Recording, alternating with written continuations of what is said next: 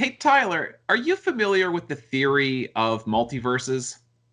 Yeah, the idea that there are an infinite number of universes that are all just slightly different from our own. Basically, any eventuality can be its own dimension, essentially. Bingo, exactly. So I've been thinking about this. Do you think there's maybe some other dimension where the Cloverfield paradox exists exactly as it is, the final product that we have, and in that universe, people like it? I don't I'm know about that. I mean, right. That's a bit much, isn't it? That's yeah, that's really never stretching the mind. That imagination. whole theory of the multiverse is it's impossible. That's right. Take that, theoretical physicists. We destroyed your theory. Hello and welcome to Ignore the Bell. My name is Nathan. And I'm Tyler. And if you did not catch that, we are talking about the Cloverfield films. One out of three ain't bad. Yeah, yeah. One of them is really good. The other Yeah, two are eh. yeah. So we're going to talk about this. Yeah, I might as well say it now that I think the entire premise behind these films in this shared universe is so fascinating and it works so well on paper, and the overall product is just not there. And it's such a Yeah. strange thing of how can you have such a great concept, but the execution just doesn't deliver, right? Yeah, yeah, and I think that's primarily what we're going to be focusing on in our discussion is the nature of this being a shared universe, Yeah. rather than talking more about, what was good and bad about each film. Yes, exactly. Because I think that's the most interesting thing with the Cloverfield universe, the Cloververse. So Yes, absolutely. But I understand that we do have a sponsor for today's episode. we sure do. Now, we're getting a new Cloverfield film. I don't know if you were familiar with this. Yeah. So it is the new film is called Cloverfield Vows, starring Zac Efron and Anna Kendrick. Richard and Tanya know that their wedding will be challenging. Tanya's country club family has never gotten along with Richard's fun loving hippie parents, but compromise is part of joining two families together, and the big day is nearly here. But when gigantic interdimensional space monsters invade Earth, Richard and Tanya know that they can't let this ruin their big day. The all new romantic comedy from the producers of You've Got Mail, Love Actually, and 10 Cloverfield Lane will make you learn to love again. Will Tanya and Richard have their first dance before a giant space insect crashes the reception and tears their family to shreds? Find out this Friday. Cloverfield bows.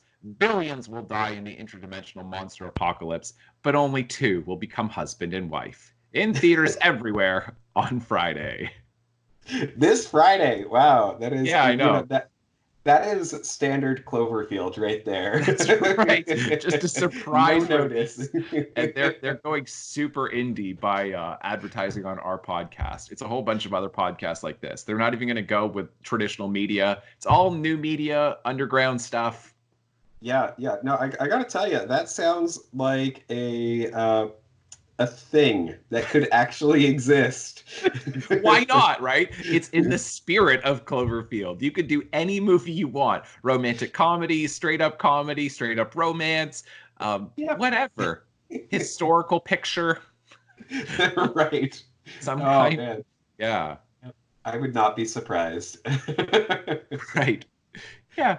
So, anyway, folks, make sure that you check out Cloverfield Vows. It's going to be awful. All right. I hope you enjoy. Oh man, I wish this discussion could go on forever. Ignore the bell. We're gonna keep going, people. All right, so we are talking about the Cloververse. So let me just briefly go over what it is exactly that we're talking about. So Cloverfield originally came out in 2008. So this is a found footage horror film. I guess. Yeah, It was, I guess I would call it like a kaiju film or yes, whatever. Large Japanese monster films in that vein, but done in a found footage style. yeah. I think that the film thinks that it's a horror movie, but it's not a horror movie. Like Yeah. Kaizo is definitely the best way of describing it, and it's kind of like more of an action film, but we'll talk about this. We'll talk about Yes. this. And so that came out in 2008. And then in 2016, then we get 10 Cloverfield Lane, which is not found footage. It is like the third person narrator approach to the film. And that is, I don't know, what do we have for the description here? How would we describe this? A psychological horror film is how it's listed on Wikipedia, at least, with science fiction elements. Okay. So we've got, yeah, that's fine. In 2016, and then in 2018, then you have the Cloverfield Paradox. How do they even describe this one? Science fiction horror film. So they're going with science fiction horror film. So, Okay. all right. Way, I should clarify kaiju, not kaizu. I had to look Kaiju. that up. Okay. Yes. All right. We need to apologize to Japan aficionados. Yes, Kaizu is actually a city in Japan or a region. Oh. So let's not get that confused. Kaiju. Yes. Humiliating. We're never going to recover. Our reputation's tarnished forever. All right. So, okay, I've got a question for you, like just right off the bat. Do you not find it surprising that Cloverfield was popular enough that any like executive would want to tie in to this? Like, I don't even understand why it was popular. Yeah, it's very odd. I think that it's really based on the marketing. The marketing was really good, in my opinion. Like really, in that, you know, it had that image of the Statue of Liberty with its head missing. Yeah. You know, all of New York kind of in flames. And the trailers were all done, you know, obviously in the style of the movie, found footage style, and we're not really getting to see much of the monster, and people were like, whoa, what is this monster film? So people went to go see it in droves. Yeah. And then, yeah, whether or not they liked it, I don't know. And I don't know what the audience score is for it. Huh. But I certainly understand why people went to go see it and why it was successful financially, at least. Okay, I guess there's that. But all right, this is my little background with Cloverfield, the original film. So I did go and see it in theaters, sort of. I found the movie to be unwatchable. And I don't mean that in the it's so bad, like the content of it. It's that I literally got sick to my stomach from trying to watch the film. And then I had already paid for my movie ticket. And so I basically listened to the last 2/3 of the film. I just like kind of had my head down like this and I glanced up, but I was so sick to my stomach from the camera. And I have watched a lot of found footage stuff. I've never seen one that's worse than this. It's literally just so herky jerky and all over the place, and you can rarely see anything that I really do think that it's unwatchable. And so I'm at least glad that they abandoned that approach to the films. No, and you're not alone in that reaction, physical reaction to the first Cloverfield. I heard, you know, news reports and everything about that being a thing where people were literally like throwing up in the aisles. They it's not the content. It's not that it's scary or upsetting to your spirit or anything like that. It's that it just literally it triggers stuff in you if you're motion sensitive. No, and it is I don't know how this, you know, made it to the big screen more or less, like as is, because it's just it's not good. No. Like, I think that the story is fine, but I think that they tried to go so hard on the, yes, this is a found footage thing. Yep. That it's just, as you said, like unwatchable. Like, it is so irritating because ordinarily in a found footage film, then the camera person has a decent knowledge of how to operate a camera, how to point it, and Yes. everything like that. And in this film, that's just not the case. They have no idea what they're doing. They're running, with the camera just like flailing around as they're running, so just pointing at the street. And yeah, it's hard to watch. It's yes, exactly. And the overall execution of it is brutal. And I really do. I want to talk about this. But basically, I wanted to mention that it does work on paper. I do really Mhm. like this premise. I love the premise, even like the found footage approach. I like that Yeah. idea of, a group of 20 somethings who are having a going away party for one of their friends, and they're in the middle of Manhattan when suddenly there's this monster invasion that happens, and they're trying to get out of the city. And some of the visuals that you get in this are really great. Mhm. Even with the shaky cam, then some of them still are really, really great visuals. Like the Yeah. head of the Statue of Liberty, like coming down the street, like that's really cool looking. Yeah, Uh, absolutely. so I and I think this is what happens with like the entire Cloververse, and specifically with this film. It works so well on paper, but the execution isn't there. And Hmm. part of my issue is that there has to be some kind of, and I do think that horror producers figure this out with found footage, that people cannot take the shakiness of it, especially when it's just like crazy like this, and you can barely see Yeah. anything for most of the film. So that's like, I'm not sure when Paranormal Activity came out, but it's right around this point of Yeah. steady cams, but they're security cameras. And so even though it's not high quality footage, at least it's not making people sick, and you can still Yeah. tell these stories. But with this one, he's filming the entire time, but not. He is cutting at times, and we are getting Yes. some jumps. So then I'm like, why did you put weird stuff? Like, why was he continuing to film in these scenes? Because that is always the question with found footage. Why on earth would somebody continue to film when all of these awful things are happening? Why would they hang on to a camera? And Hmm. there's sort of an explanation for this, but then why does he cut at certain points and Yeah. decide to start filming again?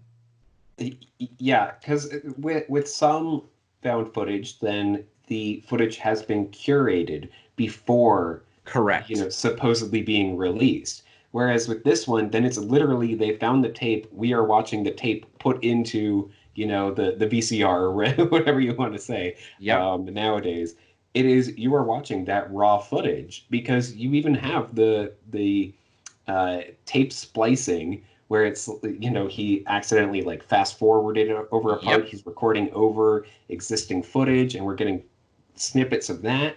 So yeah, this is literally just watching the tape, and it's like I don't think that really works. That's what I'm saying, is that, yeah, because this hasn't been curated in any way, then the pretense is there is no editing being done. So then Yeah. why did he stop filming, then start filming? And so then it's like, why do we have so much just crap on here? Right. uh, like, Yes. and so that's my first issue with it. But then my second issue, and I really want you to comment on this. Do you not feel like TJ Miller ruins the movie? And I I really like TJ Miller. I know that he's very controversial. Some people think that he's not funny at all and hate his stand-up comedy, hate him as an actor and his Mhm. comedic performances. Um, I really like him. Like with Silicon Valley, a lot of people hate him on that show as Erlich Bachman. But I know you haven't really watched much Silicon Valley, have you? I watched the first season, Okay. and I haven't gotten the opportunity to watch any more of that. But I really want to. Oh yeah, and it's Yeah. terrific. But yeah, so some people don't like him on that, but I'm saying I really like him on that, and in How to Train Your Dragon. I think he's fun Yeah. in Yeah. that. So And and I Deadpool. what's that? And in Deadpool, Right, training yeah, he's in assaults. Deadpool as well. Yeah, so some people dislike TJ Miller, but the problem is he's acting like TJ Miller in the film. He's just Yeah. cracking jokes the entire time. He's pointing out the obvious. He like so that's why I'm saying I think this film thought that it was a horror, as in the filmmakers, collectively the crew, thought they were making a horror film, and then you just have a comedian who's not even acting. Yeah, yeah, and I mean T.J. Miller, like 2008, like he must have been pretty young back then, and Yeah. uh, yeah, like he hadn't really established himself, I would say. So it's really surprising that I don't know, that he was able to get away with being himself as It's much as he did. right. So it's so funny because I didn't notice it in 2008. I didn't think Right. like I mean I definitely noticed like, oh, this is kind of like I'm not buying this performance in any way. Like he's just Right. how is he scared, but he's just making sarcastic comments and he doesn't sound scared at all, but he's trying to sort of sound scared. But like now that I know TJ Miller and I watch it, that I'm just like, that's just TJ Miller. Right. Him just doing it's like basically him sitting on the couch watching this like these clips and he's going, oh no, there's a monster behind you, look out. Like, you know what I mean? That's how it feels. Yes. And so it's like, so yeah. In Cloverfield you've got this person who can't operate a camera and you're so tied to the camera person in found footage that if they are not a compelling character where you feel at least some degree of investment in them and compassion towards them, and you don't want to see harm befall this person, if you don't have that, it's not going to work. And so that's where I'm saying that the premise of Cloverfield, I think, is good, but the execution doesn't work at all. Because I think you get the same thing in the Cloverfield Paradox, where I forget the guy's name, but the Irish guy from the IT Crowd. Right. I believe his name in the movie is Mundy. Okay, but I'm trying to think of the actor's name. Oh yeah, I don't remember that. Yeah. No, that's okay. But I'm saying, but he's also a comedian in supposedly a horror movie. Like when he gets his arm sucked into the wall, and then when his arm is gone, then it's like, oh, me bloody arm. But there's no scream or anything. Yeah. And then it comes back and he even jokes like, oh, do you think it'll grow back? And like all that. It becomes like my arm told us where to find the thing. Right. It becomes a wacky comedy in what is supposed to be a horror film. Like, and it's like, because the Cloverfield Paradox seems like it's attempting to be Alien, right? Right. Yes. That it's attempting to, like, it's striving towards that style. And could you imagine having a comedian in Alien, like somebody like Rodney Dangerfield in the middle of Alien, and it's like, oh, his gut exploded, I tell you. Oh, like, my gut exploded, and my wife said, hey, what are you gonna do? You know what I mean? Like having some kind of, yes. Like, it's like, yeah, you wouldn't do that because that wouldn't fit with the film. And it's like with this one, they're like, okay, we want to do a very serious, intense sci-fi horror film in space. And it's going to be, you know, suffocating in terms of this sense of dread and ominous and all of this. Let's cast a comedian. Like, why? Yeah. No, I agree. And I think that might be the influence of J.J. Abrams, who is, you know, frequently criticized for his use of comedy in otherwise serious films. Yeah. Such as, you know, Star Trek, Star Wars. Like, he does that. He puts in these weird comedic moments. And he just worked as producer on these, I believe. Right. But yeah, so I could see that being, you know, somewhat his influence on these. It could be. But this is extreme. This isn't like absolutely. Just, you know what I mean, pretty standard dramatic actors who are having bouts of comedic moments within the film. Yeah. This character is a cartoon character within this film, so you're never going to achieve the affect that you're going for. Mm-hmm. Yeah, and I think getting back to the original film Cloverfield, then it's also frustrating because we don't actually see T.J. Miller's character for so much of the film. Like, right. Really late into the film. Well, maybe not really late, but it's quite a while before we actually see him. We don't identify with him. He's not the first character that we're introduced to, because that's We do and see him he's not pretty early on at the party, but okay. you do see Yeah. him on camera early on at the party. Okay. Yeah, it's been a couple months since I watched it. Right. Um, uh, but yeah, no. So anyway, it's just because we are drawn to this story between the main character Yeah. and his ex-girlfriend. Um, Yeah. and so we're drawn to that because that's the first thing that we see. That's what we're getting clips or flashbacks, more or less, Right. to. And so that's who we identify with, and we're watching it as this bystander, more or less, of T.J. Miller, who is constantly quipping, and it reminds me very much of Mystery Science Theater 3000. Yes. Where you've just got this guy who's sitting watching the movie being like, hey, what about this? Oh, you think they're gonna kiss soon? And like, yeah, Yep.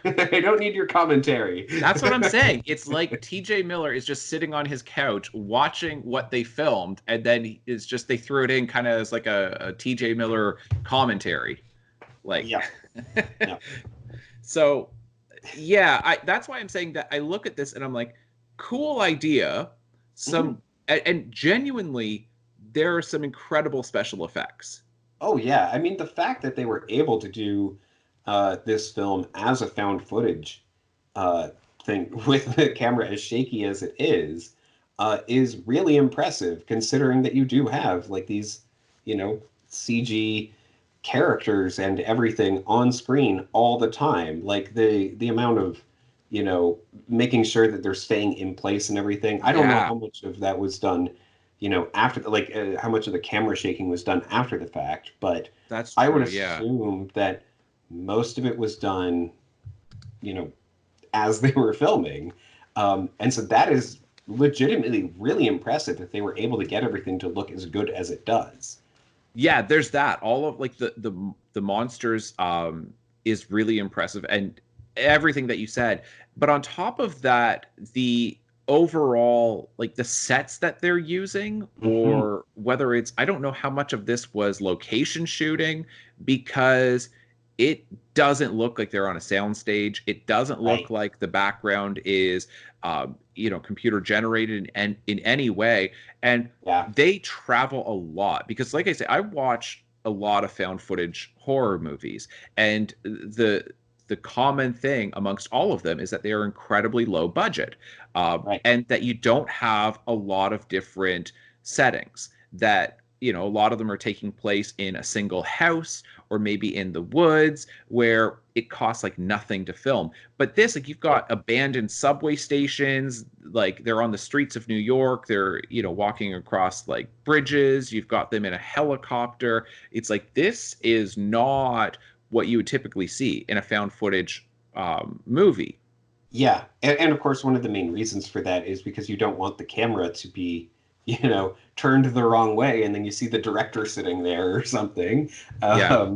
So, yeah, and that I am impressed by that as well with this film that, we don't get any, moments of that. It really does seem like they are on the streets of New York, on that bridge, Yeah. everything. Like it's really well done that way. It's just, why did the camera have to be so shaky? Why did we have to get TJ Miller's commentary? Right. Yeah, and I'm trying to think. Doesn't look. I was trying to see if I could find anything about the actual production of how they did it, but Mm, I'll have to look it up later. It's so it is. That's what I'm saying. That there's so much that should work. Where mhm. you look at this and you say it's a great premise. Visually, it's spectacular. It's got great marketing behind it, but then the overall execution is not there. Yeah. Um, and Yeah, even one thing that also does really work is the little details that you get hidden in throughout these scenes, like especially when they're like in the hospital area, yeah, and then you can like see clipboards and people have done like freeze frames and some of them that you can't even really see, they just get completely blurred out. but it's all about, okay, well, what is this creature? What do they know about it? Right. Right. And that I think is really well done again because it builds that mystery in people's minds and makes them want to see more in this universe. Yes. But yeah, so that might also be part of the popularity. Right. Yeah. Okay. But then this is where it becomes really interesting. So that's the first Cloverfield film, which is interesting on its own.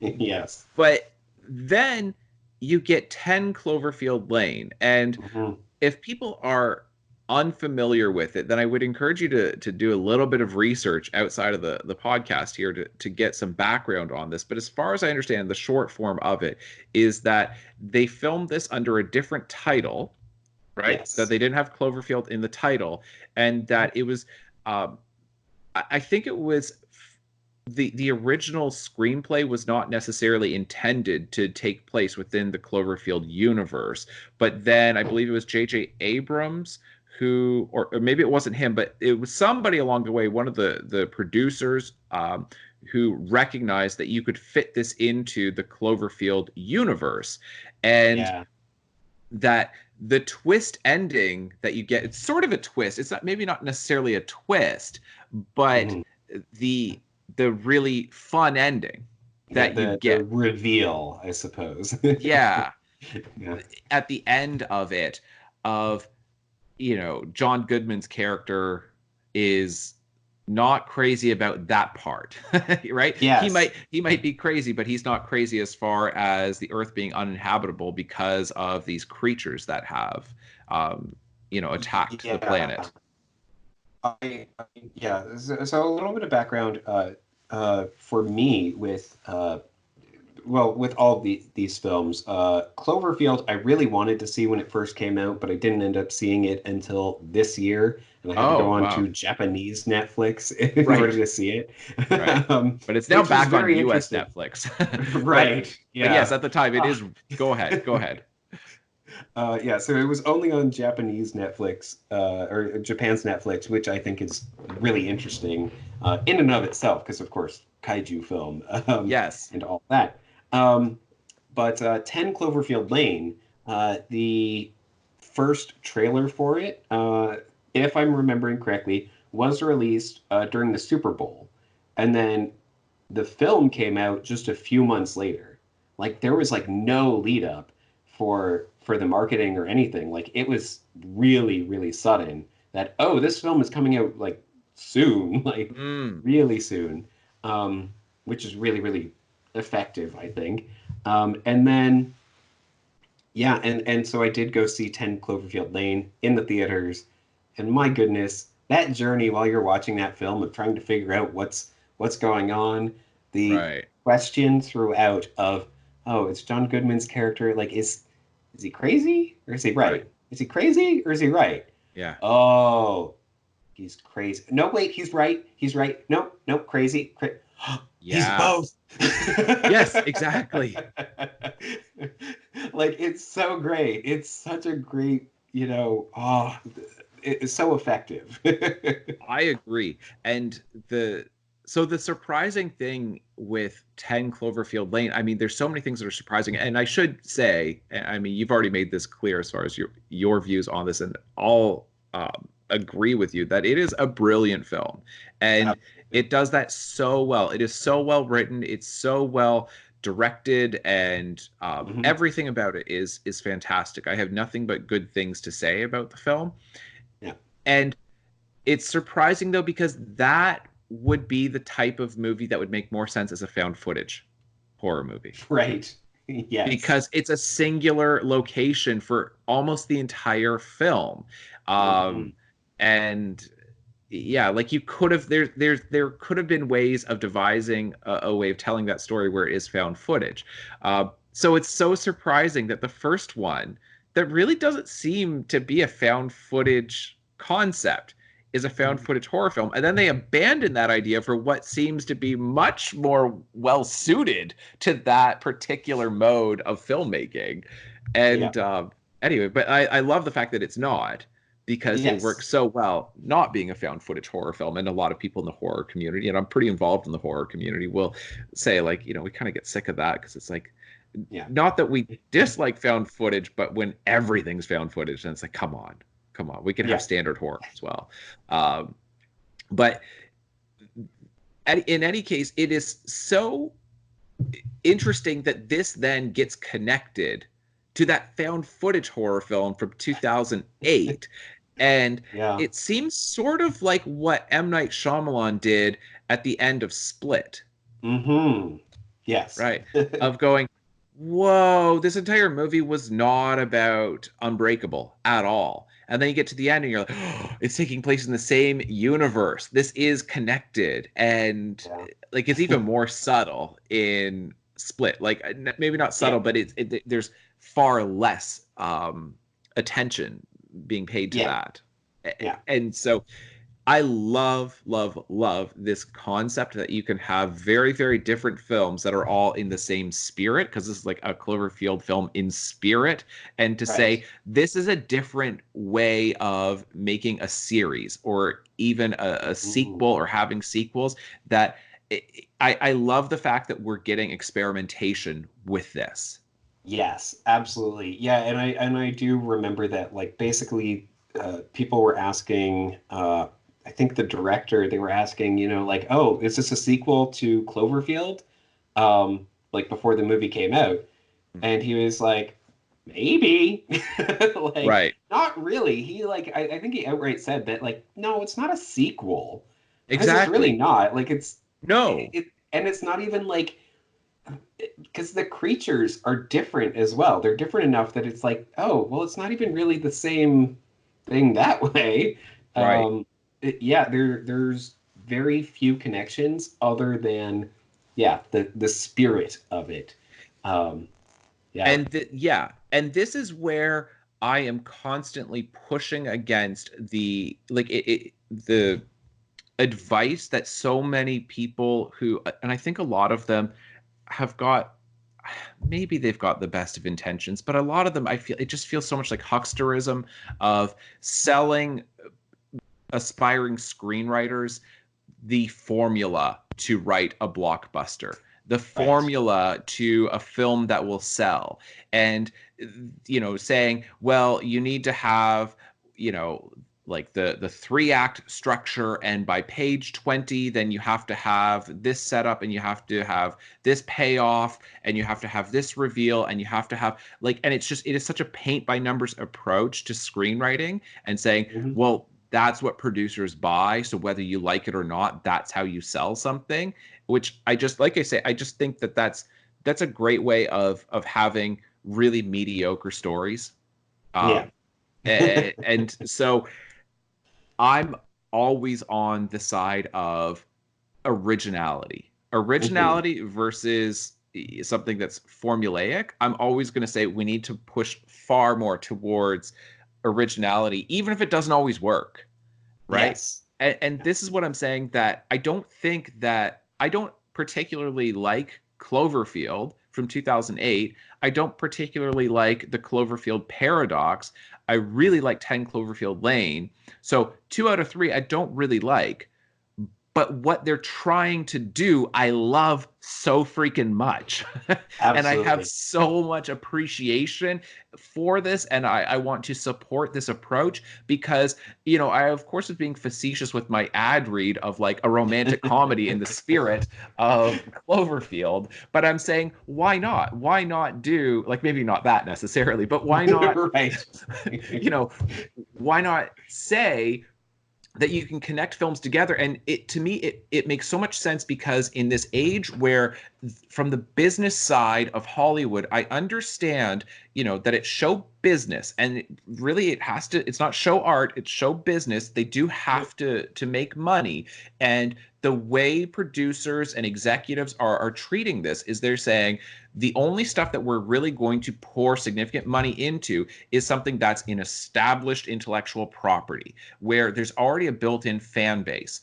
And then it's like, then what's that going to do to original storytelling? And this seems to be a really good compromise of saying, we can tell original stories. These can be original screenplays that are not even dealing with the same monsters necessarily. It doesn't even have to be on the same version of Earth necessarily as you get with the Cloverfield Paradox. And I think maybe you could even argue that with 10 Cloverfield Lane versus Cloverfield, if these things are even taking place on the same planet, like, Yeah. or if they're all different dimensions. And so you can write original screenplays and have original stories while at the same time having this built-in audience. And I'm like, oh, okay, if that's what we have to do, to me, it's a compromise, but that's so much better than just sequel, sequel, sequel, reboot, sequel, sequel, sequel, reboot, which is what we seem to have right now. Yeah, yeah, and I'm glad that you brought up sequels and reboots because I agree with absolutely everything that you said. The one caveat is that sometimes studios will bill a film as a reboot, but it's actually a completely different story and has nothing to do with the original. Um, Jumanji, for example, which they're oh yeah, they're sucked into the game, but now it's a video game instead of a board game, and it's kind of connected because you get a reference to, Robin Williams' character, It's but connected-ish. yeah, but that I would say is on the bad end of things, where it's like you changed so much that this could have just been an original idea, but. And Jumanji, I think the first one is actually, or I should say, Jumanji. What was it called? Jumanji: Welcome to the Jungle or something. I think so. The one with the Rock and Yeah. and then that film I think actually does work pretty well, and I was really skeptical going into it. Me But, too. And I only watched it like 2 weeks ago for the first time, and okay. I was so pleasantly surprised. I thought it was going to be awful, and I was genuinely so pleasantly surprised. Yeah, yeah, I was not expecting to enjoy that film. Yeah. So I guess a better example then would be there was of course this show in the 90s called Reboot, which I absolutely adore. It is just one of my all-time favorite series. And they decided to make they rebooted it. Right. Yeah, they rebooted Reboot, which And it's wrap your mind live around that one. action, right? Yes, yeah. So it The is original one. blended. They do the original one was the very first completely computer generated television series, which is amazing to think of. Also a Canadian production, which is Wasn't it a really nice. co-production? No, it was created by Mainframe Entertainment, and then ABC ended up distributing it In the Yeah. US? Gotcha. Okay. Yeah. Although they stopped distributing it after the second season, I think, which Okay. actually gave them a lot more freedom to do things. And they've got a nice couple digs at ABC in some of the later seasons. And So yeah, we are going to do a reboot podcast at some point. For yes. people who are going, I love reboot so much, then yeah. Yeah. Yes, we have to. But yes, so they did remake it, and now it is blended live action with computer generated content. And so part of it takes place in a high school with these kids who are guardians, I guess. Even though guardians were not supposed to be humans, they were in the computer world, and they just completely changed the story. Right. It's a completely different story. It's like I agree. You took the story that takes place all in a computer and then said, okay, now we're going to throw these, middle school or teenagers like in there, and yeah, that'll save us some money. That's honestly what they did, because it's it takes way too long and way too much money to do everything computer generated. So we're just going to do, some live action stuff to fill in most of it. But the fact that it's called Reboot is literally just to be like, yeah, see, it's an existing franchise, it's really good. And then people see that and they're like, oh, Reboot is terrible. And it's like, no, the original is good. Yeah. No, I mean, I canceled like my cable subscription years ago, but when I've been in hotels like every now and then, and I've noticed it like more than once, and then I went, oh, reboot, awesome, I'm gonna watch that. And then I turn it on, I go, what the hell is this? And it's not reboot at all. Nope. It's not even like an updated version or like a reboot of the show. It's a completely different premise. Yeah, exactly. The premise is entirely different, and so that is one episode where they have the returning characters from the original series. One episode. That's it. Yeah. It's not even the first episode. It's like the season finale. Right. It's just so stupid. And anyway. I hear you. And I think that's important because like that is a great example of them as in Hollywood trying to make money by taking an original concept and then in like shoehorning it in the most ham-fisted way possible into some kind of established intellectual property or franchise, thinking that there's going to be a built-in audience, but there's no way. Like you're just going to offend anybody who liked the original. I don't see how that's going to help. But Cloverfield does do something that's so interesting in this sense, and I can't think of anything else that really has done this. Yeah, because it's almost an anthology series, but it's not. It's sort of and I honestly I can't think of any other franchise that has done something like Cloverfield. Yeah, me neither. And I think that's an interesting way of viewing it, though, saying it's sort of like an anthology series. And because you definitely get, like, there's some film anthology series that have been done, like National Lampoons. Right. Yeah. And there's that. And I'm trying to think if there's others like that. I think didn't American Pie kind of end up doing that too? It's essentially like they would brand them American. I don't watch those movies, but I've seen enough of it of like, I don't think those are the same characters. I don't think it's the same plot. I think it's just like branding it as, American Pie presents. Yeah, I think you're right. And so we kind of have had some examples in the comedy world with films, but then in the anthology series, like, more contemporary versions would be like Black Mirror or the updated version of The Twilight Zone. But yeah, going back to The Twilight Zone or The Outer Limits, and there's a whole bunch of these like going back into the 60s forward. Because it works so well for horror and for sci-fi. It sure does. It sure does.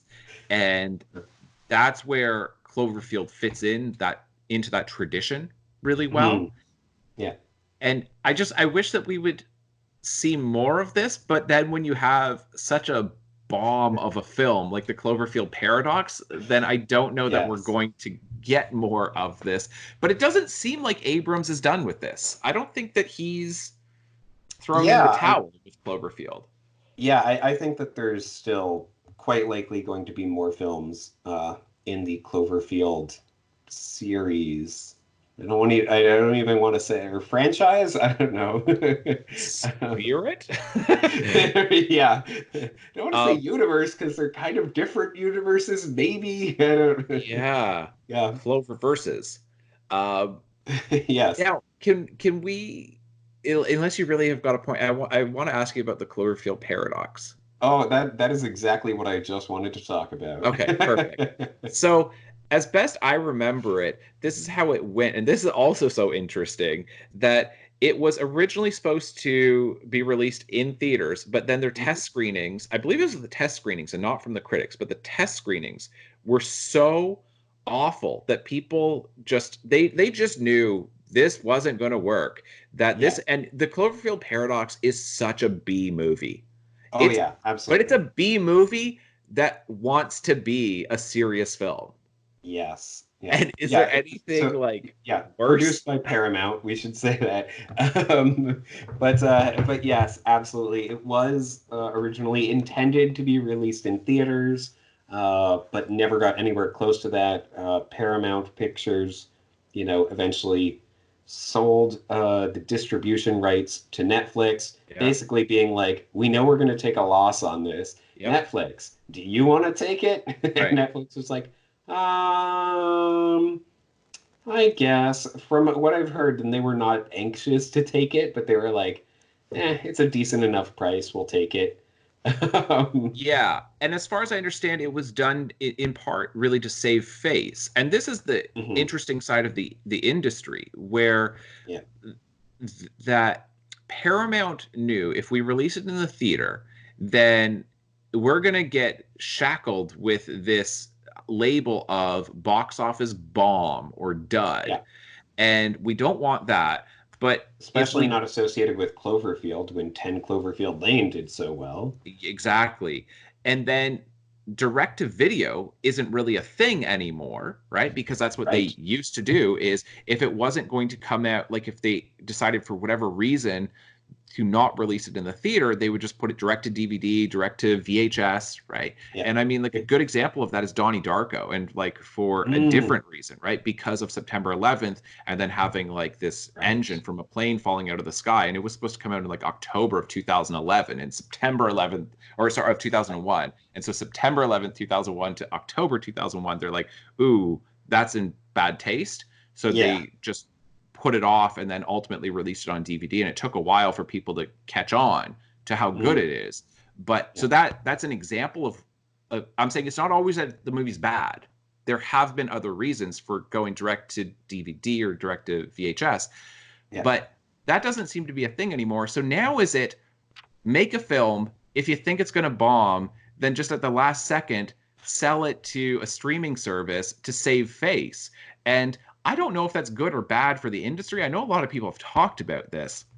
I don't Yeah. know that there's really a consensus, though. Yeah. There really is like a consensus. It is something that does seem to be, I guess, a trend, or at least it was a trend. I think it's sort of calmed down now.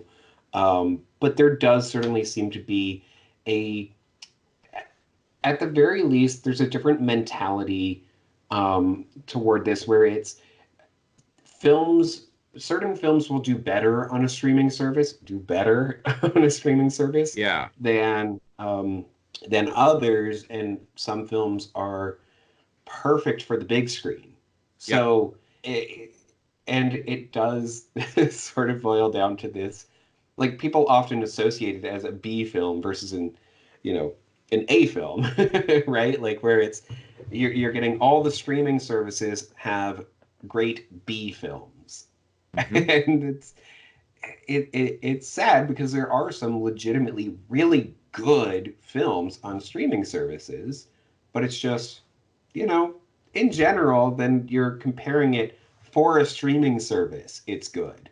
Um, There is that attitude, but even that has shifted because if you look at Scorsese's film, yeah, The Irishman, not only did that go directly to Netflix, but it was also released in like limited release in theaters yeah. before it came out on Netflix, which is this whole interesting other way of doing it. It's like, wait, a Netflix movie is being shown in the movie theater before it comes on Netflix, which is not a bad idea necessarily, but for their like premiere films, then Yes, yeah, because if they want to have award potential, then it needs to exactly. be in theaters for a certain amount of time. Um, so yeah, they've Which reached is this instead of agreement. changing, like instead of the Academy changing the rules and like other, Yeah. award ceremonies, like yeah, instead of doing that, then just all right, we'll play by their rules. Yeah. Um, yeah, yeah. So it is. I agree that it is changing, and I do want to be clear. There are some really great films on on streaming services, but I think the general mentality, um, the general population Yes. thinks of streaming services differently than they think of the big screen. Um, Yes. Yeah, no, you're yeah, not wrong. You're not wrong. Yeah. yeah. So yeah, and it is interesting to see that this film in particular was very much let's find a dumping ground for it, and Yeah. Netflix picked that up. And oh boy, does this film belong in a dumping ground. I rewatched it last night. Um, oof, it's so I bad. yeah, I rewatched as much as I had time for. So I rewatched like probably like more than halfway, and then I watched the very end to Okay, remind myself of it. And yeah. it is like, what else is like? How do you even describe a film that is striving towards being, something like Alien or Aliens, like, you know what I mean? Like something that's serious, intense, sci-fi, horror, hybrid, that's taking itself very, very seriously, but it is just failing in every way. Like, how do you like? Do you know what I mean? Yeah. I don't know what So the word would be for that, because there are B movies, and a lot of B movies. The actors know they're in a B movie. The right. screenwriter knows. The Yes. director knows this is a B movie. This is not meant to be taking itself too seriously, and we know that this is not gonna hold up as a sincere, classic, beloved film. It's Yeah. just it's a little bit like, it's fine. It's entertaining, Yeah. but that's all that it's really doing. They don't seem to be striving towards just simple entertainment. Yeah. Yeah, I really don't know what happened with this film, with this script, with anything about this. Like I don't I don't understand I don't understand how this was made essentially because it, you're basically saying, okay, we want to do a story that's kind of set in the Cloverfield universe or universes, whatever, Uh-huh. right? So it's got to have monsters in it. But we're going to spend time on a space station Yeah. instead of on Earth where the monsters are. Uh-huh. And the space station is actually going to be in a different dimension than where the monsters are. Yep. Wait, so you're saying that the only connection that this film has to the other Cloverfield movies, you're actually going to be in a different dimension from that for Correct. That for like we're only going to 98% of the see, film? oh, way more than that, because we're only going to see the a monster on screen for what, 3, 4 seconds? Right. Yes. Yeah, and we do get to see a shadow at one point in like the destruction of the hospital or whatever. Yeah, that's true. That's true. We do. Yeah, so maybe like 10 seconds total. Right. Yeah. I mean, It's so odd. there's that. Um, it's it feels like so much of it, doesn't this entire film seem like what should just be backstory that you could have done in Yes. like just like a 30-second bit of exposition of Yep. how did all these monsters end up on Earth? Oh, because we were all starving for resources. Then we tried that particle accelerator and it tore a hole in like the Oh, whatever, and now like we opened up a portal to some other dimension. Like, but instead we spent 90 minutes showing exactly how this happened and then them trying to fix it. Um, yeah. but you see what I'm The saying? It's that this entire dialogue alone is like it's so terrible. Like this is the most inefficient movie ever. if you and it's so interesting, if you watch on Netflix, if you just scroll through it, which I did, like, just to see, you know what I mean, on the scroll bar, Yeah. Yeah. do that. I guarantee, I want people to try this. You will look at this and you'll go, visually, you're going, there's not an interesting still in this entire film. There's not one that looks exciting or interesting as far as an action sci-fi horror story. It's just a Yeah. lot of people just standing around looking at each other. Yes. That's what the Cloverfield Absolutely. Paradox is. And I think it's not just that the dialogue doesn't work, it's that this movie is nothing but dialogue. Yes. Absolutely. Yeah. It's oh my goodness. It's so repetitive. Ah, It's awful. There's just I don't know how this got past the draft stage. That's a good point. And the thing is that you can tell that they were striving towards this being intense, and people are supposed to be like really moved by this, like Yeah. like a very serious, like, you know what I mean? Like this was, I think, I don't know that they necessarily had this aspiration, but something like Christopher Nolan's film, what is it? What's it called? Interstellar? Interstellar, right? That Yeah. it's like that. You know what I mean? When Yeah. she starts and like she's looking at like her kids who are no longer there, falls asleep with her hand against it, right? Like, isn't that striving towards like Christopher Nolan level? And it's like Oh, yeah. just so clumsy and ham-fisted. It's just like, stop, you're embarrassing yourself. You're not accomplishing this at all.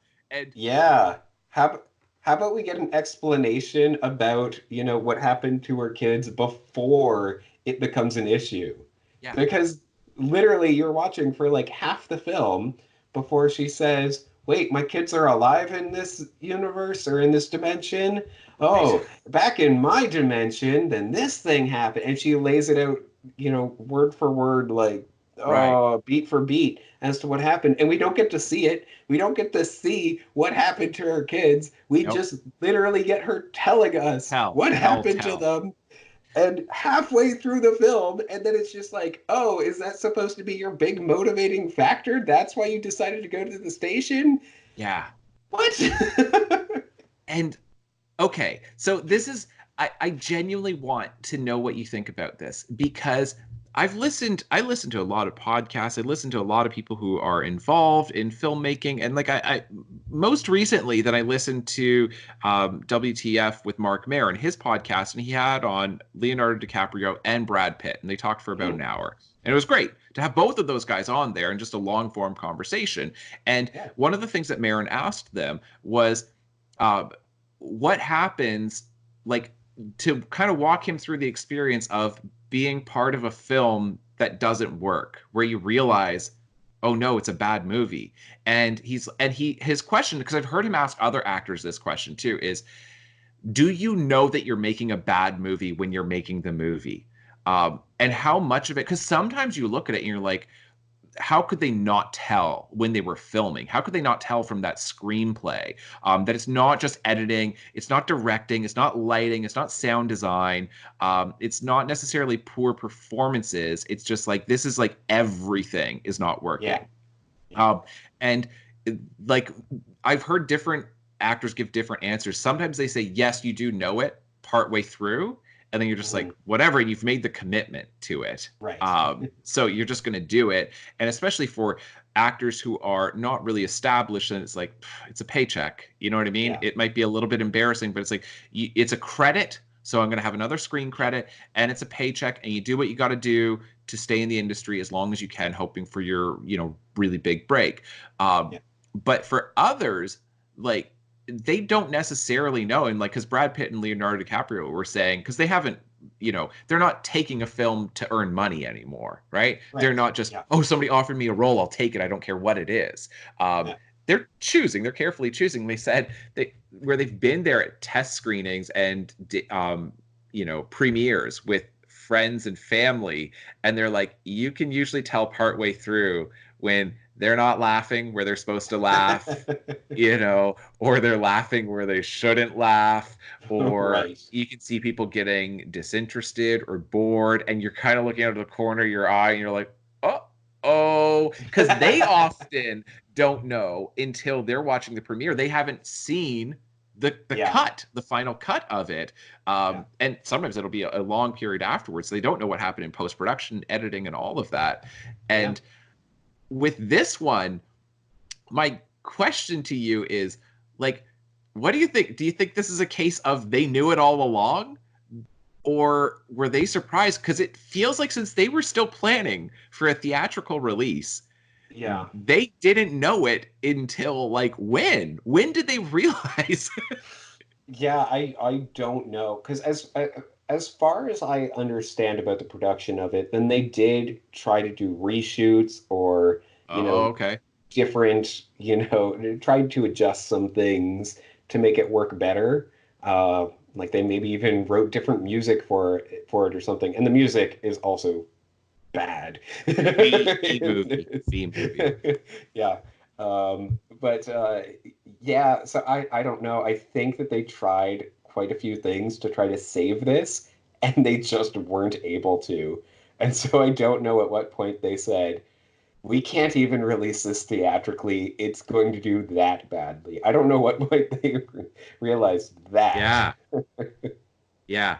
That's Because I such feel an like it must have been like the first test screenings where they were like, oh dear. And then they tried everything that they could, yeah. and they still knew this still isn't really working. Right. And I don't know what you do with that. It Yeah. feels so because I feel like on the one hand, you can learn so much about how to be a good screenwriter or director or any part of the technical side of it, whether it's lighting, sound design, editing, acting to study performances. Like you can learn so much from really, really good films.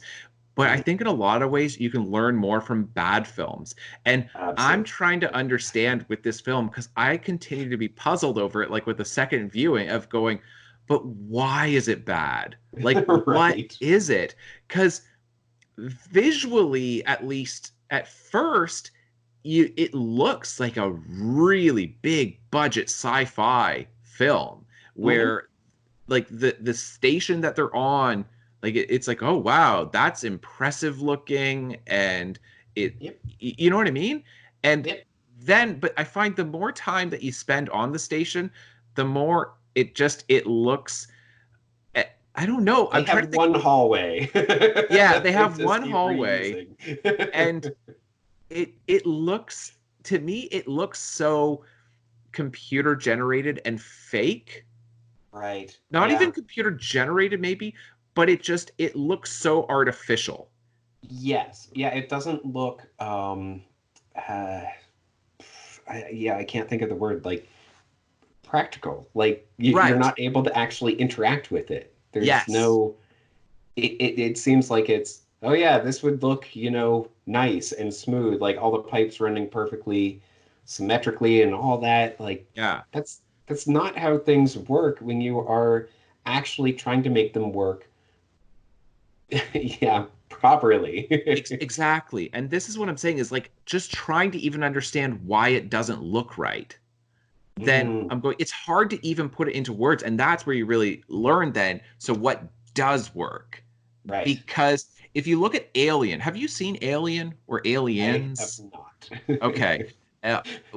That's fine. But even if you just um, even doing like a Google images search, then you'll see that the ships with Alien and Aliens, they look well used. They Hmm. look Right. utilitarian. They look like, because if you go onto any kind of commercial vessel, whether you're talking about, like a train or a cargo ship or, some kind of like tractor trailer, like a highway tractor, like you're looking at any kind of like commercial vehicle, there's dirt, Yeah. there's grease, there's oil, there's grime, there's exposed wiring in places, there's stuff that's Yep. like descended from the ceiling where it's like, oh, that's not quite right, like, but you know what I mean, it's been used. Yeah. And Yeah. Yeah. There's utility that is utility to it. visible. Yeah. Right, exactly. Um, but this, it looks, it, it sort of looks like when you go to a theme park, and things are too nice. Right. Yes. It's so inauthentic because nothing looks this nice. Yes. Yeah. I have often thought that in terms of the Disney parks. I've been a Yes. little kind of creeped out by them because I'm like, it's off-putting. It's just it's hyper real. It's not Yes. There's a it's great unsettling. Yes, I'm trying to think of who the philosopher was who said it. But there's a really good essay about that. I feel like it's Jean Baudrillard, but it's been a while. But he does a really good essay. I know that I've got it around here somewhere, but I can't remember where I put it. Um, I know it's up there in that book. In any case, Okay. that he talks about the problems with Disneyland and he explains them in that way. Mm, That if, like, you know what I mean, you go down Main Street USA and you're like, but this is an idealized version of Main Street USA. There is no Main Street USA that's this nice. Right. And that you need, and I've heard that about early computer animation, like, because I talked to like one of my friends, then he was getting his master's, I think, in like animation, like computer design, like to work in the video game industry, and like he was doing something to do with computer animation. And I was asking him what exactly he was working on for his graduate studies, and it was essentially making things look a little bit worse in Right. computer generated imagery. That, like, because if you look at early animated, like computer generated animated films, then you'll see like grass, for instance, the grass is all the same color. And then you go, Yes. find me a lawn anywhere in the world that is monochromatic like that. Every single blade of grass is the exact same shade. And Yeah. that's not what grass, like, that's not what a lawn looks like at all. The most perfectly manicured lawn has still got, like different variations of green and darker patches and lighter patches and thinner patches and thicker patches, and trying to get animation to represent that better. I think visually that's partially, I think, what's wrong with this film, that it starts out looking okay, and then the more you look at it, the more you go, this doesn't look right. Yeah, yeah. No, I think you're you're right about that because it is yeah, it seems too clean, too Yeah, new, and they've been there for 2 years on exactly. this station. Yeah. If they had just gotten there, then it would be like, okay, fine. But they've been there for 2 years. And by the way, that's another issue. Why do we start 2 years prior and then just get to watch them, you know, for the 2 year? I don't understand. How did this happen? How did they start in this place and get to like, why did they spend so much time everywhere? I just don't get it. I I hear I you. I really think that like just this so much of this is the issue of the script stage, that it needed more work with the script. I don't Um, think that this script should ever have been produced. This is not, like I said no, it should not before, have been. like, there's really nothing in this that to me was worth telling. And the thing is, I want to like this movie, and I Yeah, love the premise. I love this premise so freaking much. This idea of a particle accelerator in space because Earth is running out of energy, and the Earth is on the brink of World War III, and that's going to be the end of it, because not only do they have energy issues, but you're also now dealing with imminent war, and everybody's on edge. And then in their desperation to make this thing work, and they don't really know what it's going to do, then they ultimately start messing around with something that they shouldn't be, which goes back to the original sci-fi story, the one that started the genre to begin with, which is Mary Shelley's Frankenstein. mm, Don't yeah, mess around with stuff that you don't understand, because you're going to create a monster, and you won't right, even know it, because you don't know what happens if you bring somebody back from the dead. That's yeah, basic, and that's considered to be both like the modern like horror and sci-fi. Like, it came out of Frankenstein. yeah, And so it's such a great premise. It's in that perfect tradition of that. And then it's like, then you're going to tear this, like, hole in like interdimensions or whatever, and then you're going to release monsters into our world, and we are so ill-equipped to deal with these things. So yep, I love that so freaking much.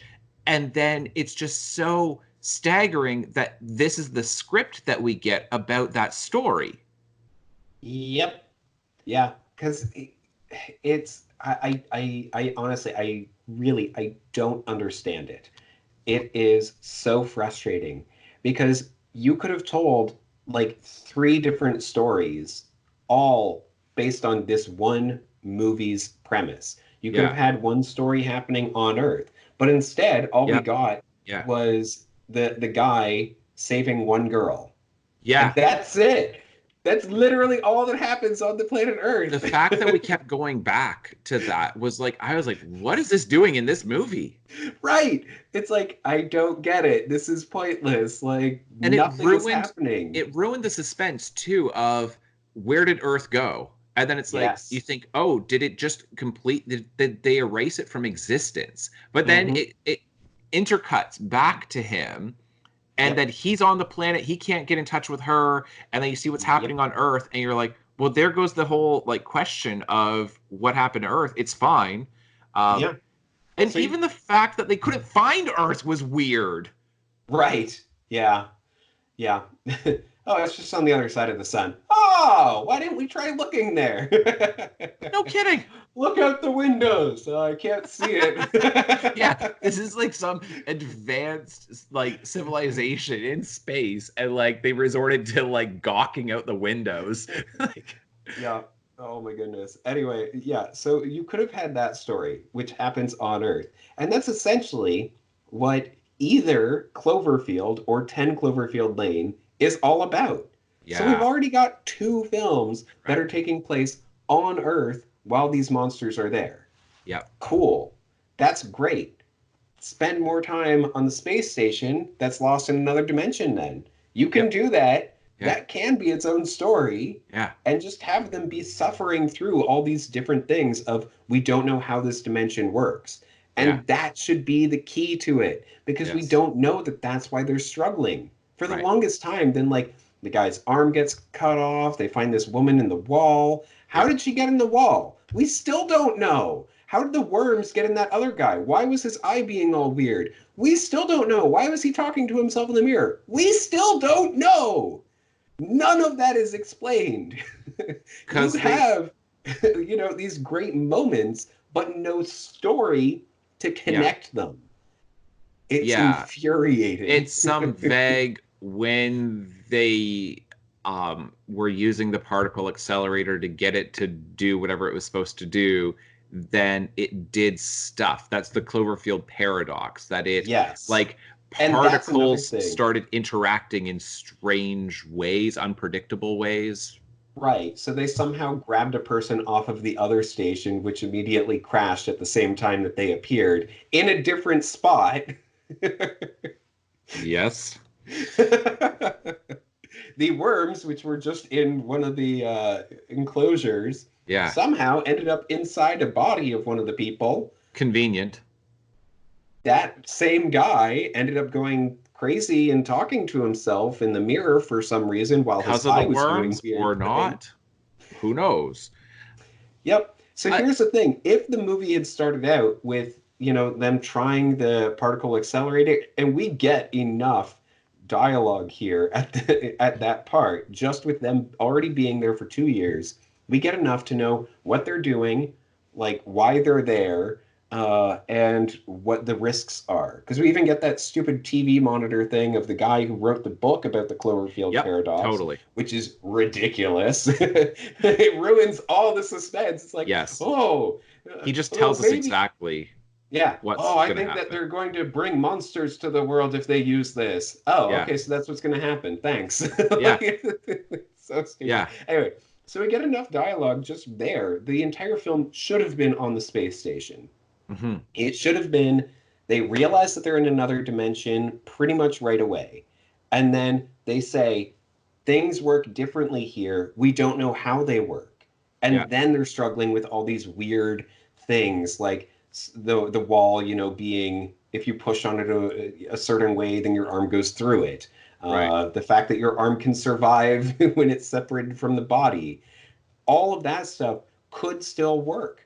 It's just that we get all this at the same time of them focusing on, we have to solve the world's energy problems.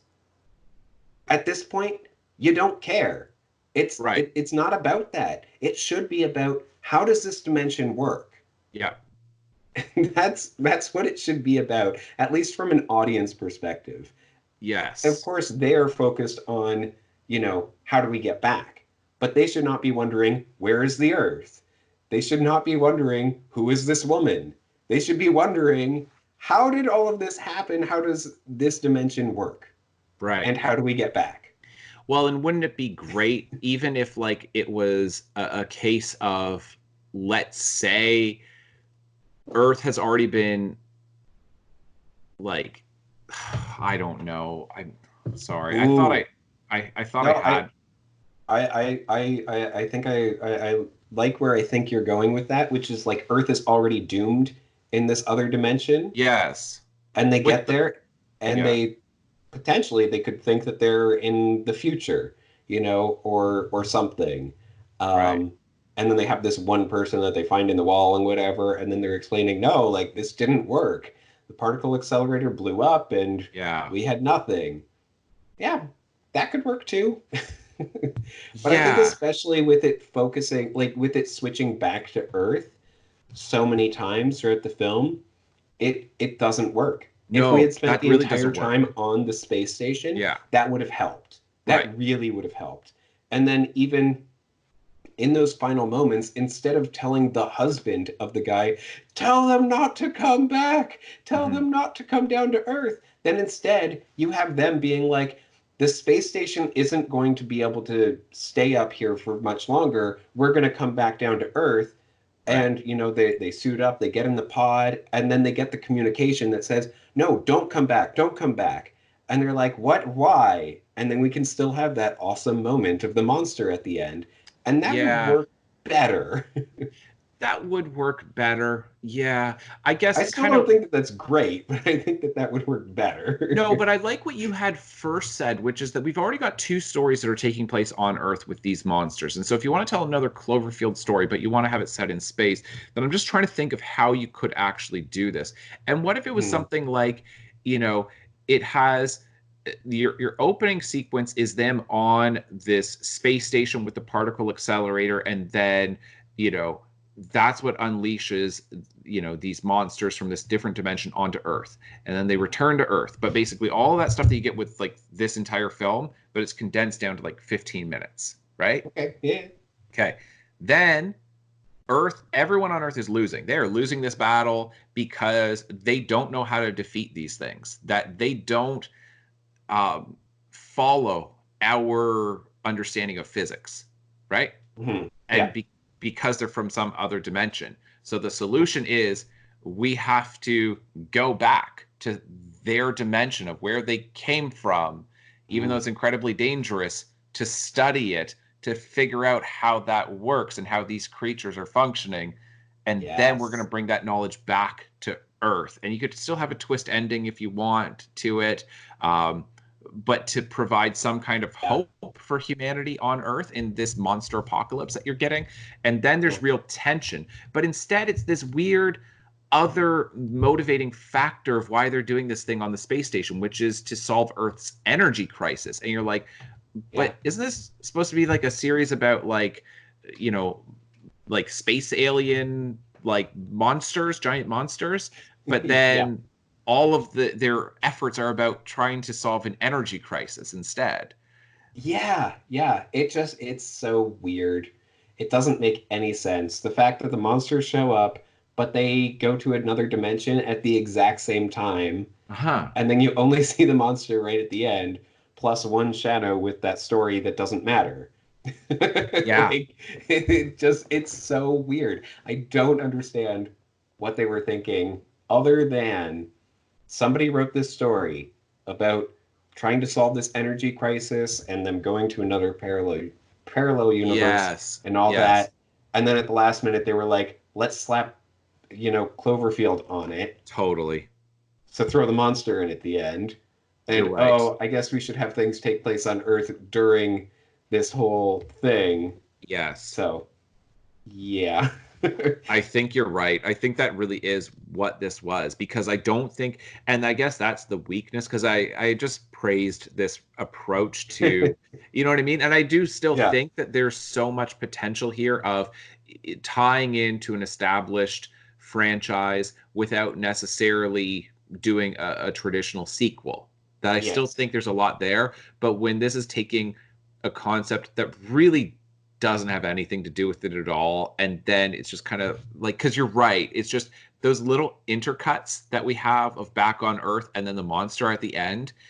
That's such a tiny part of this movie, and if you removed those few scenes that you have, then this movie on its own would function. I don't think it'd be a good movie, but it would have a bit more internal consistency. Yes. Yeah, yeah. I think that just removing the scenes on Earth, and the monster at the end Yeah. makes this film actually be like, oh, okay, that's what this film is. Yeah. But now it feels muddied. It Yes, feels so muddy. confused. Yes, absolutely. Absolutely. Yeah. So that, yeah, I this has been helpful for me, like working through it, because it's I'm so interested in this. And like as we talk about it, it makes more sense of like what went wrong and Yeah. how does this whole thing fit together and how are these movies happening in the first place. Yeah. Yeah. No, uh, I want more films in the spirit of Cloverfield. But they have to make a decision from the start that it's going to be that. Yes, if they tell a really original story in the Cloverfield universe, if it's genuinely Hmm. in the Cloverfield universe, then that would be great. I mean, because even 10 Cloverfield Lane, I think, doesn't have to necessarily tie in to Cloverfield to be a great film. It could have just Yeah. been there really were just monsters, not Cloverfield monsters, just monsters that really had invaded Earth. That Yeah. tying it in to Cloverfield, I don't really know what that accomplished. Right. Yeah. Other than the marketing, Yeah, the but yeah, marketing. That's what I'm in saying. Because terms it, of it yeah. satisfied executives, but from an Yes. artistic standpoint, then you go, it didn't need that. Like that didn't really deepen anything with this Yeah. film. It could have Yeah. just been a complete standalone. But that's what I'm saying. I'm like, I'm fine throwing the executives a bone to some degree, where it's like, Hmm. if you think that this is going to help financially and to keep the studios successful so that way they can continue to fund films, all right, like I can make a concession on that, but yeah, it so I'm saying I look at that and I go, I don't it wasn't written to be part of the Cloverfield universe, but it's such a great film. So does it Hmm. need to be written for the Cloverfield universe to work? Right. Yeah. Yeah. Because see what I'm saying? Because the Cloverfield Yeah. Paradox, I don't think was written for it, and it's so bad, and then the tie-ins don't help. 10 Hmm. Cloverfield Lane is so good, and the tie-ins don't really hurt it, but don't really help it either. So, okay, I'm going to lay out a film for you. Okay. Right? 10 Cloverfield Lane starts out with the main character, the woman, with her Uh-huh. boyfriend Uh-huh. in the apartment. Uh-huh. They get in a fight. She drives away. The movie starts, right? Yep. As we already have it. She goes into the bunker. She wakes up. She doesn't know what's happened. Then we cut back to her boyfriend and see that there are monsters outside. Then we cut back to the bunker. I feel like that would not work as well. It's almost as Exactly. if that's exactly what the Cloverfield Paradox did. Bingo. That is exactly it. The reason why 10 Cloverfield Lane works so well is because you are isolated and it is Yes. claustrophobic and you Yeah. don't know what's happening outside.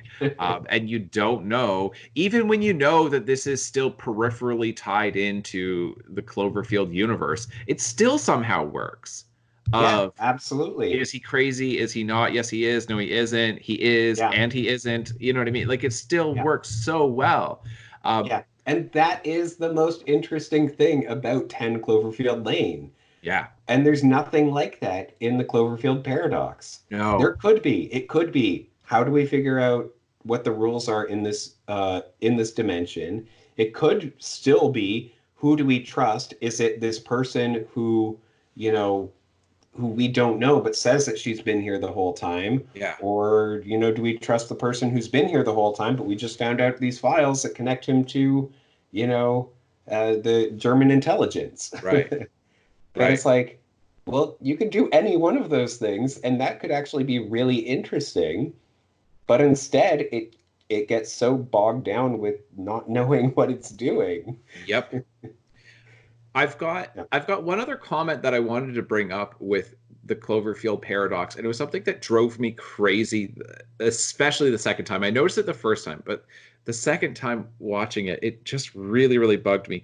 Do you not feel like the casting was so off, and not just in, like I say, having like a comedian in there, but how is it that everybody is the same age?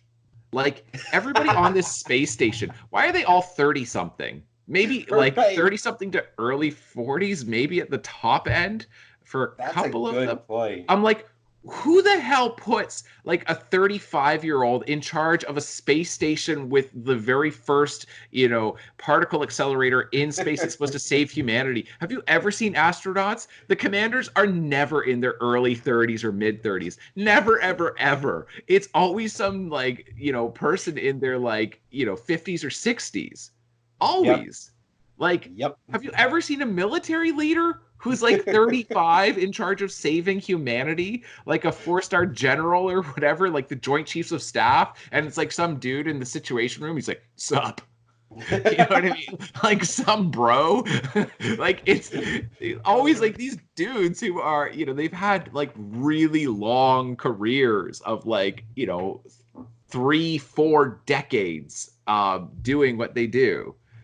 I don't know. I just looked at it and it just seemed so weird. It felt sort of like when you're watching a high school production of a play, and it's well, they're all teenagers, so we'll just pretend that this person's the old man, and we'll pretend that these people are in their 40s, and we'll pretend that this person's a teenager and this one's a kid, but they're all 16, 17, 18 years old. Yes. You're just kind of what are you gonna do? It's a high school production. I'll suspend my disbelief for a certain amount of time, but with this, it's this is a Hollywood film. How could they not cast somebody who's the right age? Because everybody on it, the engineers, I'm what do you know about engineering? You've been out of grad school for what, 8 years? Right. Yeah, no, that's such a good point, and I'm mad at myself for not picking up on it before. It drove me crazy both times, and I forgot to mention it until now, but oh yeah, it just, I feel that's also why it looks wrong. Right. The sense of authenticity to this film, it's just not there at all. It seems like a bad movie, and a lot of bad movies are like that. They're poorly cast. Yeah. Because that's not the actor's fault. That's Right. not even necessarily the director's fault. That's the casting director. Yes. So I'm saying it's such a failure in so many different ways, because people will just throw one person under the bus. That actor, the screenwriter, the director, maybe the producer, but it's usually the actor, director, or writer. But I'm in this case, look, there's a lot of blame, but casting director, what the hell was that? Right. Yeah. No, yeah, this film is such a mystery of how it went bad. Yes. I don't get it. Every aspect has at least one thing where you go, that's really not right. Totally. I have one more comment with the casting.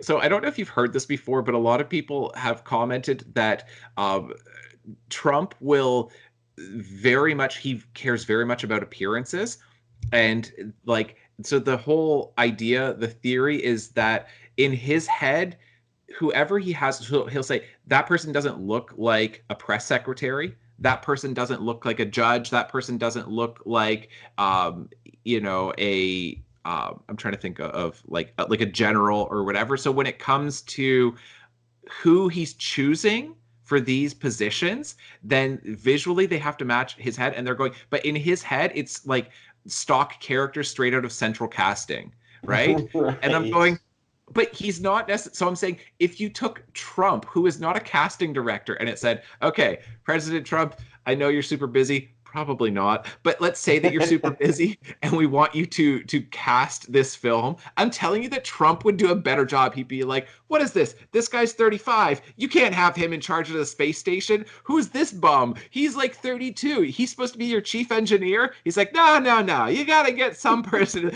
I say, even him who has no experience would make better choices. Yeah. What's this? You got the Asian person who solves this? I didn't even understand that, of why they had, because they've got their different flags. And I understand that it's supposed to, tie into the conflict on Earth. But why would you, if you're going to choose a team that's going to save all of humanity, why would you have them not speak the same first language? Where you're going to have language barriers in space with the most important thing that human beings have ever done ever. You're trying to save all 8 billion people on Earth. And you're like, oh, but we're going to have communication barriers and communication breakdowns because we're going to randomly select people from different countries. It's just like, I don't care if that person's like such a great engineer. If like you're going to have communication issues, like get the second best person who also speaks the same first language. Whatever the language is. It's like, Yep. it just seemed, yeah. Yeah, no, I agree. All right, so I wanted to, I guess, ask one final question. Go for it. What do you think should be the next premise of a Cloverfield film? That's a great question. I have an idea for one, and I don't know whether I'm serious with this or not, because I could definitely see it going either way. Right. I mean, I already had my suggestion with the romantic comedy. Right. But let me think. Let's hear yours, and I'll see if I can come up with one while you're going over yours. I would love to see one that follows the monsters. See them pulled out of their own dimension and trying to find their way back. Like The Good Dinosaur? Yes, kind of. And it's sympathetic. And I just want to go home. Where's home? Yeah, or even better yet, they were not originally monsters, but when they got pulled from their dimension, then they became these creatures. And so they don't even know how they're doing this. I think that could be a really compelling film. Really entertaining. That's really interesting. Yeah, I like that idea. I do like that idea. I think if it were me, what the screenplay that I would want to write, especially if I felt like I had any chance of getting this thing produced, because I'm not going to try to write something if I don't think I've even got a shot at it, but it would be basically similar to what you have. This is probably a bad example, like, because these films didn't really work that well. But what you get with the Terminator sequels, not like the movies that came after Terminator 2, go into this future that you keep talking about, right? Go like 30 years into the future. So like what I would want to explore would be after these monsters have been on Earth for a while and there's not many humans left. Right. I really, because I love post-apocalyptic fiction. Like, I mean, that is like, I'm such a sucker for it. And I know that like, it's just, that is like one of those things where even bad post-apocalyptic fiction, I'll still watch. And, which is why I love like the zombie apocalypse genre. It's just like anything to do with the breakdown of civilization and there's not many people left. I love that premise. So I would like to see that where there's not many people left and they have just, these things have really taken over Earth. Sort of, I guess it'd be similar to a better comparison would be Bird Box. No, not Bird Box. A Quiet Place. Yes.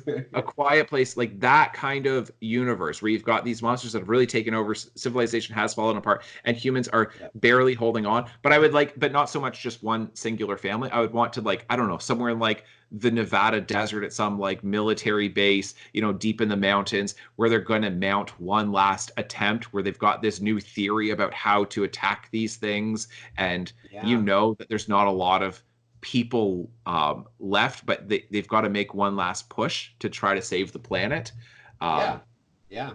Trying to reverse the polarity. right As is common to science fiction mumbo jumbo. Yes, exactly. No, that could be really I would enjoy seeing that. I don't know whether that would ever, like, how realistic that would be for the Cloverfield universe. Like, it seems not likely because they seem to be films that are very much about we have to save humanity, not humanity's mostly gone. Right. So it would definitely take it in a really different direction. But like I say, Terminator has done that. Yeah. I mean, I'm trying to think of like the first Cloverfield. Because it's so different because it doesn't have that same kind of focus on isolation. Um, and so it's so hard to figure out like what can fit in the Cloverfield spirit, because the Yes. Cloverfield spirit already is kind of muddled. And you're just like, Yes. um, That's where I'm saying, like, and this ties into what we've been talking about with the separate series that we've been doing, Twilight Zone Tuesdays, where when we're looking at Twilight Zone episodes, then we're saying, look at how you could pursue this storyline or this storyline or this storyline or this storyline from this yeah, premise. But I look at the original Cloverfield film and I go, there doesn't seem like a lot more to explore. Like, that's why I'm yeah. so surprised that this, of all movies, gets this strange franchise being churned out where I'm going, that didn't really warrant a lot of other movies to come out of this. Even Yeah. peripherally attached. It seems puzzling to me. Of all things that this it gets that. hmm Yeah, yeah, because I guess the connection that I see between Cloverfield and 10 Cloverfield Lane is the focus on survival, uh, whereas Yes.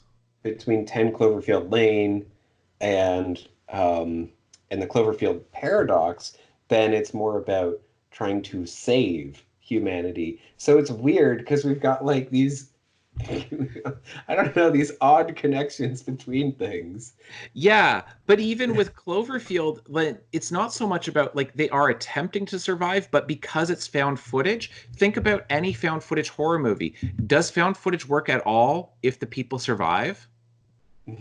No. Like the only one that I can think of is The Visit that M. Night Right. Shyamalan did, but that was a twist on the found footage genre. But aside from Yes. that, then it's we found this footage of these people who disappeared, or Yes. from these people who died, or we don't know what happened to these people, but we found this footage. So like basically like 90+% of found footage movies end with all of the characters involved being dead.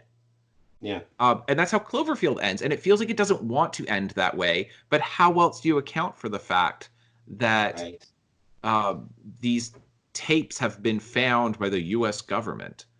Right. Yeah, because the main character, of course, does go searching for his girlfriend. I I don't think know. it's like supposed to be his like best friend, but he always had feelings for her. And then they Oh, ended up yeah. getting together one night, and then it got awkward after, and then she started dating somebody, and then he's going to move to Japan. I think that was the whole thing. I did just watch it, so that Right. it's not like I love this movie so much. It's I literally just watched it. So Yes.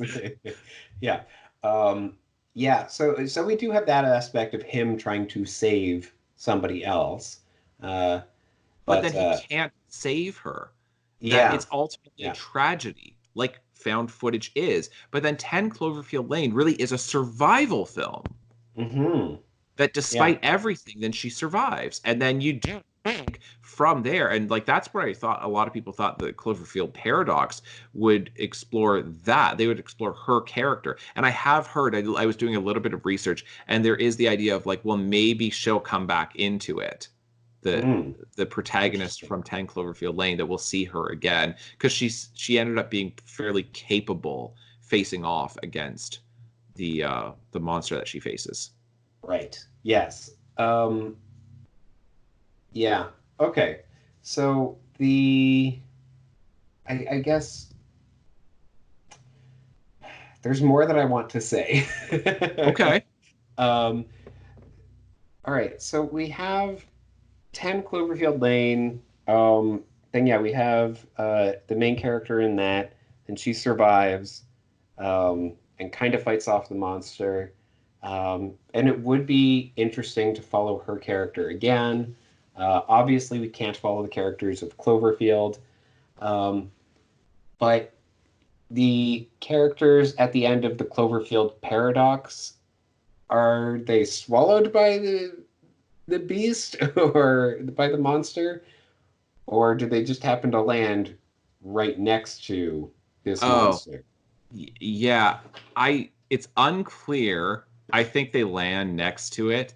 But see, my idea, like with my film, if I really were to write it, like if I had Mhm. my say with this, it would be that they go off to the other dimension, learn everything that they can about these monsters, and then they're desperate to come back. And so they get back and they've got so much to tell people on Earth, but they have to get back as quickly as possible. But you know that they've got the solution to stopping these things, and then Right. they get eaten. That's exactly the Yes. kind of movie I would make. It's they get chomped on the way down, and then you're like, all of that for nothing, and now humanity's Right. still doomed, and there goes all of the solution into that thing's stomach. Like, but I Yeah. don't think that they get, like, I think that it's presented as though they survive, but they're in big trouble because this thing is obviously attacking everything. Yeah. Okay. So in the alternate dimension, then we get the same main character, right? Huh. But and she gets this warning from herself.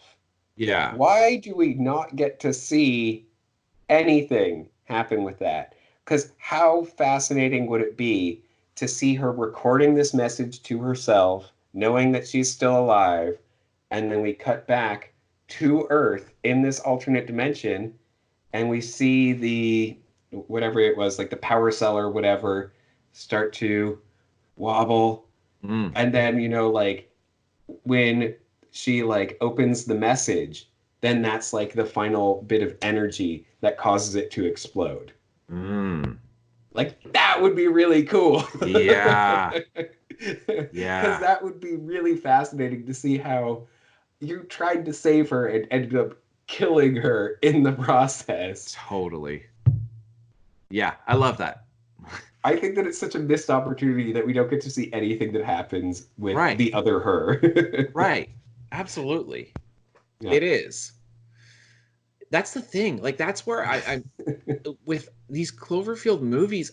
I look at it and it's just it's such a great example of something that is so interesting. What a great premise and should work on paper.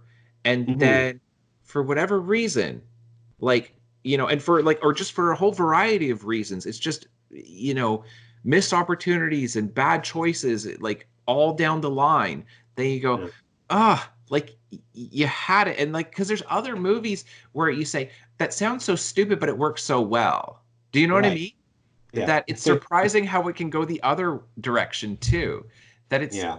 it's frustrating when you see all of the potential because as as crappy as the Cloverfield Paradox is, it's still really interesting. Yeah. Yep. Like the whole Yeah. different dimensions, the particle accelerator, and like different versions of Earth, and tying this into Cloverfield, you go like, there's so much there. Yes. Yeah. Yeah. No, absolutely. And the other thing is the person who had written the book about Mm-hmm. the Cloverfield Paradox in the Cloverfield Paradox, then he says that it won't just cause monsters to appear here and now, but in the future and in the past. Yes, So it's totally. like, oh, so is that the connection to 10 Cloverfield Lane as well as to the original Cloverfield that we're Yes. seeing these alternate timelines? Because Yes. that's Okay. That they're alternate timelines.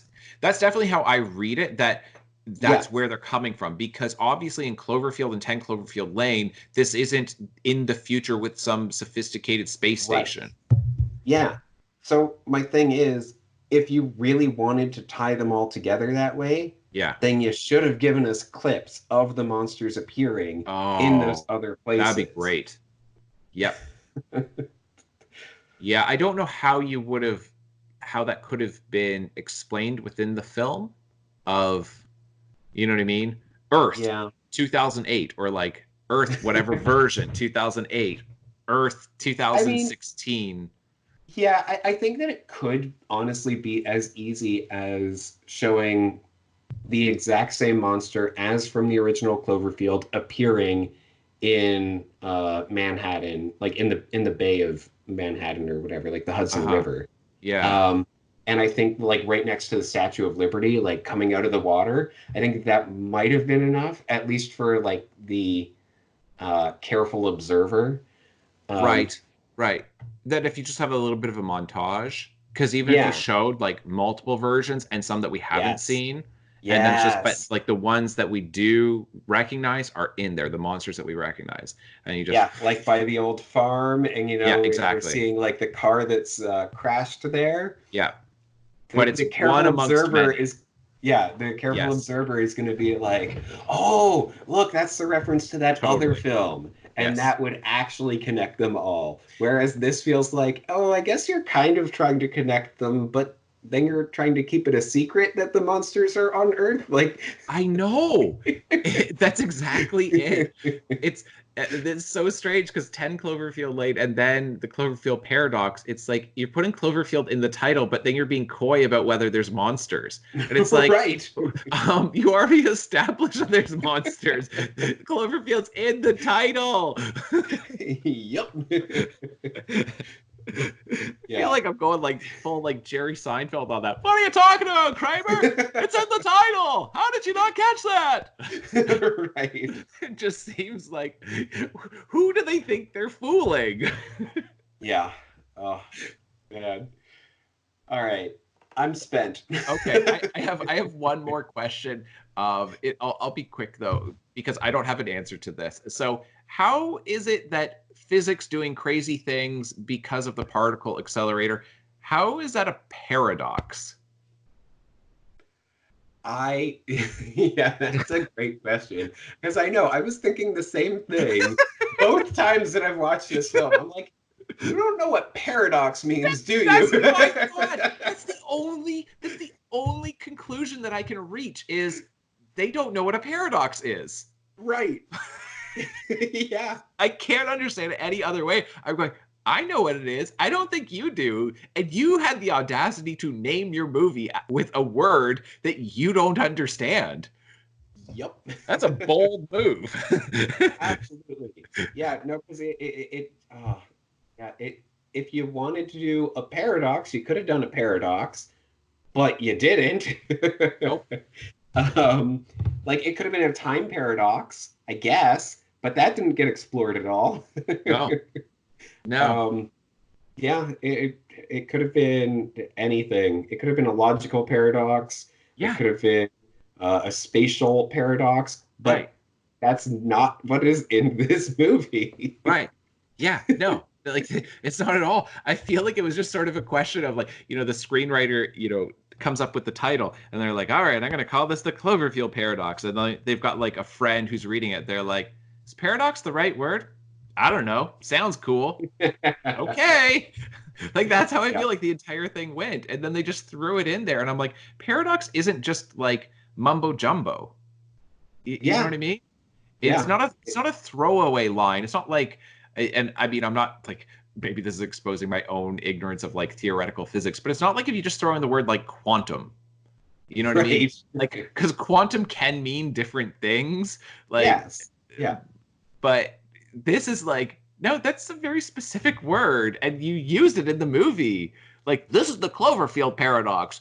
If the particle accelerator does this, a whole bunch of crazy stuff could happen. You're like, crazy stuff happening isn't a paradox, dude. And it's like, Yeah. it's unpredictable. It could be anything. And you're like, That's more like opening Pandora's box. yeah, Not a exactly. paradox. Yeah, like, exactly. Yes.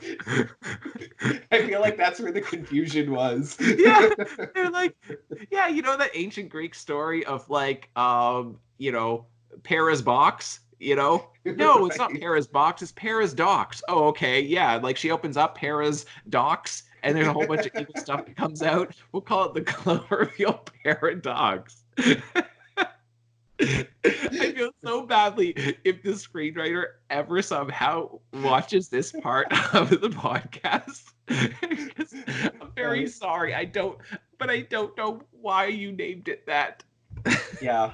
Yeah. And if it wasn't you, Right. then It legitimately might not have been the screenwriter. It yeah. could have been some jackass executive who Hmm. doesn't, because I've heard that happening multiple times. They're Yeah. like, you know what I mean? Oh, just put this in the movie, and it's like that doesn't fit at all. Just do it. And I'm like, Yeah. okay, yeah. So I don't know who's to blame, The but Cloverfield conundrum. Now, conundrum doesn't look good on the marquee. yeah. Oh my goodness. I'll bet you that one would have been great. I love that one. Yep. All right, are we done? I think so. I We'll can't end it talk there. about the Cloverfield Paradox Respect. anymore. Respect. All right, folks. Thank you so much for watching, and we'll see you next time. Bye. I Ignore the bell, people. We're gonna keep going. We're still ignoring it. Don't worry. I don't know what that. I think that's the fire drill. All right. We're gonna go home. Yeah. All right. We're done.